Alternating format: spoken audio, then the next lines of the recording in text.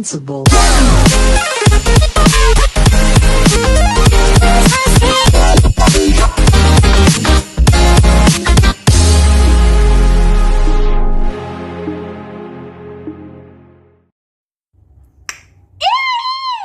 Gente, aqui é a Manu e sejam bem-vindos a mais um Críticas de Cinema. E hoje eu assisti Alto da Compadecida 2. Dizendo já tem, já ficou toda molenguinha.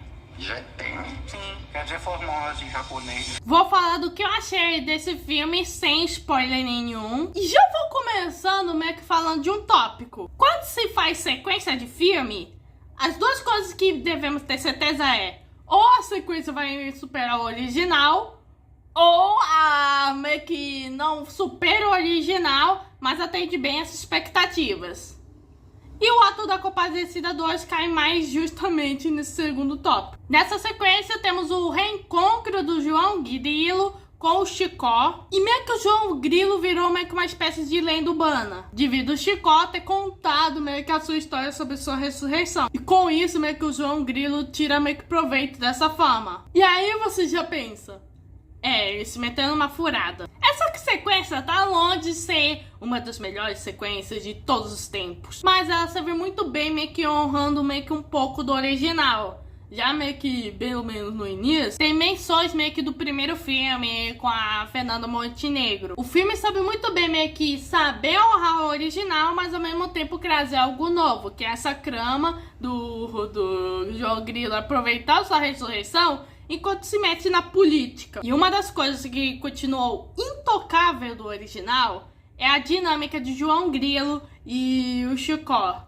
Ou melhor dizendo, Matheus Natchergalet e Celton Mello. Esse último, depois de nos fazer chorar em Ainda Estou Aqui, tá nos fazendo rir com o Alto da Compadecida 2. E olha só, o Celton também é poema. Também tem um retorno meio que da personagem da Rosinha, que meio que é a esposa do personagem do Celton Mello, e do Joaquim, que é o cabra que matou o João Grilo lá no primeiro filme. Já a famosa Alto da Compadecida, ela volta, mas ela não volta. Quer dizer, ainda temos a personagem, só que ela é vivida pela Thaís Araújo, que fez aquela dublagem da Camaleoa. E, gente, apesar de eu ter ranço meio que da dublagem da Camaleoa, aqui ela até mandou muito bem, meio que sendo a compadecida. Não chega no nível Fernanda Montenegro, mas ela pelo menos fez um bom trabalho. E também aos novos personagens. Temos o Coronel Hernani, que meio que um coronel bem furioso. Temos o Arlindo, que é um radialista, que inclusive é interpretado pelo Eduardo Sterblitch, que pra quem vocês não sabem, é o Besouro Suco. Eu imediatamente reconheci meio que ele durante meio que a sessão. Bom, esses dois estão tentando voltar para ser perfeito meio que da cidade. E é um que meio que segue meio que a trama. Temos a Clara Bela, que é uma nova, que é a filha do coronel e meio que tentou dar uma chavucada meio que no nosso querido Celton Mello. E por fim temos o Antônio do Amor, que eu considero um dos melhores personagens, pois ele é um trambiqueiro. Além de ser feito pelo Luiz Miranda, que é o mesmo cara que faz o Bola de Neve em Pets. Eu adoro muito esse cara. Bom, os cenários, eles estão bem mais diferentões, meio que a cidade